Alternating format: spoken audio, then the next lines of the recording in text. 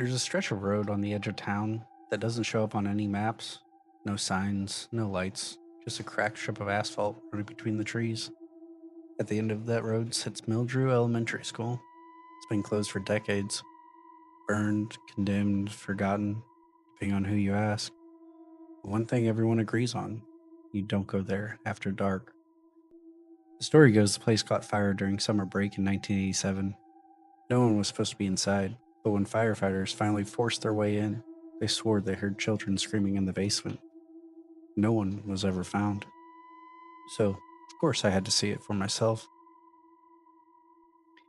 The front doors were still intact, double glass panes smeared with soot. When I pushed them open, the hinges screamed like something dying. Inside, it felt preserved, frozen in time. The first thing that hit me was the smell, that thick, stale mix of mold and old smoke.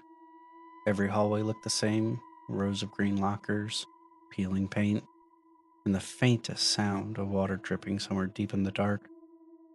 I swept my flashlight across the walls.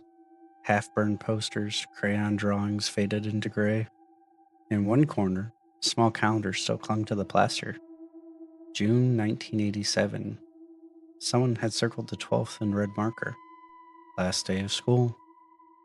But the fire report said the 12th was the day it burned. I heard something metal, soft, steady, like a swing shifting in the wind. But there's no wind, and there shouldn't have been a playground inside. I followed the sound, counting classrooms as I passed them: 1A, 1B, 1C, and then another 1B. I stopped, checked the doors again. Every single one said 1B. The posters on the wall were identical too. Smiling cartoon apple that said, "Learning is fun," over and over, like the hallway was copying itself. I turned around, and the door I came through was gone. Just another row of lockers where it should have been. That was the first time I realized the building was playing tricks, not with illusions, but with space. I picked one of the 1B doors and pushed it open. The room inside looked normal at first: overturned desks, broken glass, burned walls. But the chalkboard was clean, completely untouched, except for one word written perfectly in white chalk: listen. The chalk was fresh, still soft, and under it, faint outlines of dozens small handprints layered over each other. Then a single piece of chalk rolled out from under a desk, stopped right at my boot. No draft, no movement, just rolled. The silence pressed harder, like the air itself wanted me to answer. I backed out of the room and turned toward the main hall again. The lights overhead buzzed once, then flickered in sequence, one by one, leading me forward. The next door opened into the gymnasium. It was massive, bigger than it should have been for a small town school. Bleachers ripped apart, ceiling panels hanging like spider webs. A half deflated basketball sat mid court, split open like a wound. I just called out, just to hear something human in this space. And for a moment, I thought there was no echo. But then, half a second later, I heard my name whispered back, not repeated, spoken. I stood there trying to convince myself I imagined it. Then I saw them: handprints, small ones. White dust smeared across the gym floor, moving in pairs and clusters, like something had crawled through here on all fours. The prints stopped just a few feet from me. Then the school bell rang. No power, no wires, but the sound was real. It rattled the walls, rolled through the halls, and faded into silence that didn't feel empty anymore. I looked down at my camera. 9:47 p.m., the same time I started recording. That's when I realized I wasn't hearing echoes at all. The delay in every sound, the footsteps that seemed to follow mine, the whispers that said my name, they weren't behind me, they were beneath me. The gym floor creaked once, long and slow, like something was moving under it. I ran, didn't care where, didn't look back. Every corner turned into another hallway. Every door brought me back to the same gym. The building folded in on itself, like it didn't want to let me go. Then the bell rang again, louder, closer, 3 times. And after the third, I finally heard what it was saying. It wasn't a warning, it was a welcome. When the third bell faded, the silence came back heavier, like it had learned my heartbeat, like it was keeping time with me. I remember standing in the middle of the gym floor, camera still running, flashlight shaking in my hand. Everything looked the same, but somehow I knew it wasn't. Every mark, every burn scar on the wall felt rearranged, like the building had shifted while I blinked. I decided to find a different exit, any exit. The double doors on the far side of the gym led into another corridor, wide, empty, too clean. The air smelt different, less of smoke, more of chalk and dust, and every light overhead flickered on when I stepped under it. I followed the corridor until I reached another set of classrooms. Each door had the same number again, 1B, but the drawings on the walls weren't the same as before. They looked newer, bright crayon colors that shouldn't have survived 38 years. One picture stopped me. A row of stick-figure kids holding hands in front of a red building with smoke coming out of it. Above them, in careful block letters, a child had written, "We stayed because the teacher said to." The laugh echoed once, then reversed itself, like someone had rewound the sound. I froze, listening for footsteps. Nothing. Just that hum of electricity from the lights that shouldn't still work. Every instinct told me to leave, but my legs didn't move. It wasn't bravery, more like gravity, like the hall itself was pulling me forward. I turned the next corridor and saw the same stretch of lockers again. Same dent, same missing handle, same cracked learning is fun poster. Only now the poster looked freshly taped, corners still crisp, and someone had written across it in pencil, "You're late for class." That's when the PA system clicked on. A woman's voice, distorted, slow, like the tape was melting, just said one word: attendance. Then silence. I checked my camera again. Still 9:47 p.m. The time hadn't changed. Battery full, clock frozen. I whispered to myself, I know I've been here longer than a minute. But even my own voice sounded delayed, like I had to fight through static to reach my ears. That's when the hallway lights went out one by one, not fast, deliberate. Each bulb gave a soft pop, and the dark followed me like a wave. I ran to the nearest door and slammed it behind me. The flashlight beam hit a chalkboard first. Words covered every inch of it, messy white letters written over each other so many times they became texture. But one phrase stood out, written clean in the middle: sit down. There was a row of tiny desks still upright, dustless, like something had just been sitting there. And on the teacher's desk, a stack of papers, perfect condition, class assignments, each one signed with a name in a child's handwriting: Evan W. I didn't touch them. I didn't need to. The moment I said the name under my breath, I heard chalk drag across the board behind me. I turned. New words had appeared beneath "sit down." They said, "He remembers you." My flashlight flickered. The desk shifted, only an inch, but all at once. Legs scraping against the floor in perfect unison. I backed toward the door, and when my hand found the knob, it was ice cold, like something on the other side was holding it from the other direction. I pulled away, the knob turned.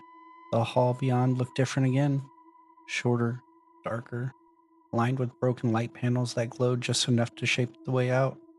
I stepped through. The door shut itself.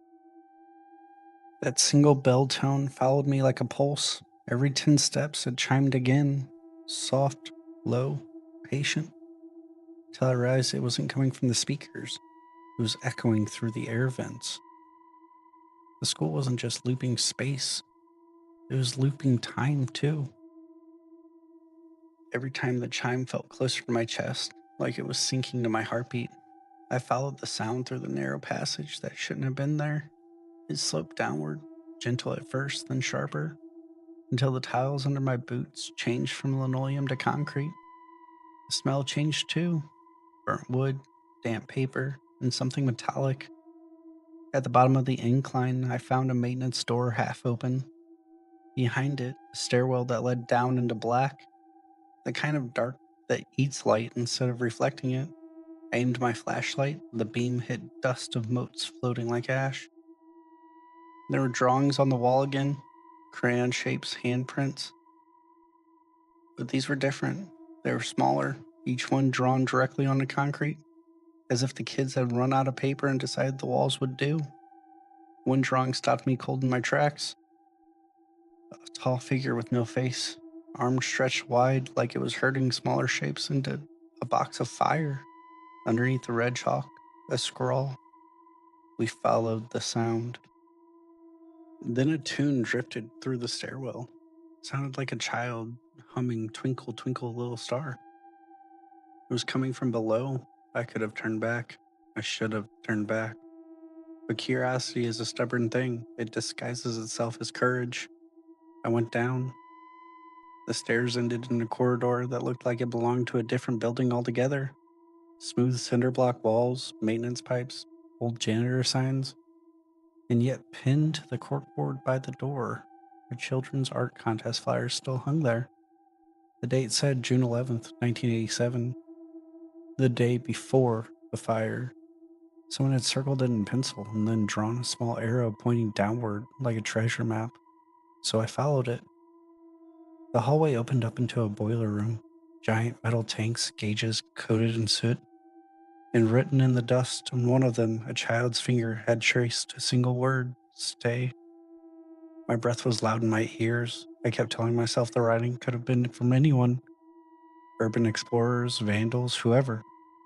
But then I saw the footprints again, small, bare, tracked in ash.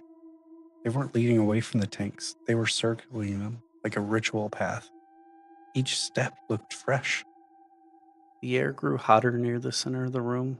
Pipes hissed even though there was no pressure, no power. And in the flicker of my flashlight, I saw a heat shimmer rising off the floor. For a heartbeat, the shimmer formed shapes. Rows of desks, kids sitting, facing forward. Then it blinked out, and I was alone again. But not completely. Something behind one of the tanks shifted. Not a rat, not pipes settling. Something heavier, slower. I aimed the light. Nothing. And then I turned back toward the stairs. A new sound started. A rhythmic tap, tap, tap of chalk against a board. But there was no chalkboard here. It was coming through the pipes, carried in the metal, each tap echoing up and down the corridor until it became almost like Morse code. 3 short taps, pause, 3 long, 3 short. I didn't know why I recognized it until later. It was SOS. I whispered into the dark, "Hello?" But of course, that answer never came. Instead, the humming stopped, and for the first time, I heard breathing. Not mine, not human sized. It was too shallow, too synchronized, like 100 small lungs exhaling together. That's when the lights above flickered once and came on. All of them. The boiler room wasn't empty anymore. Every tank, every wall, every inch of space was covered in soot, black handprints. Hundreds, maybe thousands, overlapping like scales. They pulsed once in the light, and then the bulbs exploded. Darkness again, but now I could feel them. Small shapes brushing past my legs, tiny fingers trailing across my coat. Whispers rose all at once, like recess bells underwater. Fragments of sentences, laughter that turned into coughing, and one clear voice whispering next to my ear, "Find our teacher." Then silence. Everything stopped. My flashlight barely worked. When I swept the beam across the room, every print, every trace, gone. Even the dust on the tanks looked undisturbed, like none of it had ever even happened. I climbed the stairs so fast, but when I reached the top, the door didn't lead back to the hallway. It opened into the gym. The same gym. Same split basketball, same hanging panels. Except this time, the chalkboard from that classroom, the one that had said, "Listen," was here too, propped against the bleachers. The new writing covered it. He taught us to stay. The chalk beneath it was still trembling, as if an invisible hand had just finished the sentence. That's when I finally understood what the building wanted from me. Not to scare me, not even to trap me. It wanted to be remembered, and somewhere inside its walls was the reasons those kids never left. The bell rang again, and the gym doors opened by themselves. A new hallway waited beyond them, one I hadn't seen before, lined with burnt photographs and half melted trophies. At the far end, a door marked faculty. So that's where I went next. When I opened the faculty door, it opened into the principal's office. The air felt heavier there, like the school was holding its breath. The windows were blacked out with soot, and every piece of furniture looked untouched, preserved. The nameplate read, Mr. Michaels, Principal. And for the first time that night, I realized every hallway, every room, they'd all been leading me here. On the desk in a leather-bound journal, half burned but still legible, the first entry was neat, calm, like a man trying to sound in control. Fire drill tomorrow. Told the children the basement doors are sealed. They panicked too easily. Will practice staying calm. But the next entry was scrawled hard enough to cut the paper. Smoke in the East Wing. I told them to stay put. They need to trust me. They need to learn. The ink turned jagged, frantic, and the last line before the page burned away read, They're crying. The door won't open. I told them not to move. That's when the building started whispering again. Not wind, voices. Children, dozens of them overlapping. He said we were safe. He locked the doors. He stayed upstairs. I grabbed the journal and walked through the faculty door again and walked straight into another classroom.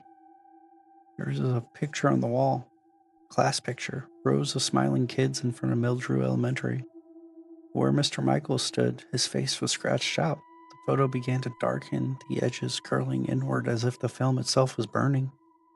When the smoke cleared, the kids were gone, only empty desks and a figure at the chalkboard. Then came the sound, footsteps above me, measured slow, boots on tile, then smaller ones, running, screaming, and one deep, steady voice shouting, Stay in your seats! The ceiling groaned, ash drifted down like snow. The smell of burning carpet filled my lungs. When I blinked, the chalkboard read, Class dismissed, and in the back of the room, silhouettes, children. Not ghosts exactly, but just outlines burned into the air, each standing perfectly still, facing the board. My flashlight trembled across their faces. They had none, only smudges where eyes should be. And on the teacher's desk was the same journal, open to a new page, fresh ink, the handwriting, his handwriting, still wet. I kept them safe. I told them not to leave. I told them the fire was part of the lesson. The words burned away before my eyes, and new ones wrote themselves in smoke. Now you know. The bell rang once, twice, 3 times, and the whole classroom erupted into fire. Not real, not heat, but memory. The walls bled flame. The children screamed soundlessly, and behind them, the shadow of Mr. Michael stood at the door, hand on the knob, watching, never opening it. The next thing I remember, I was lying in the gym, the air cold, floor wet, condensation. The exit door stood open. Beyond them, dawn. I stepped outside, and behind me, the building sagging, folding in on itself like smoke retreating into the earth. By the time I reached the street, there was nothing left. No school, just cracked foundation and overgrown weeds.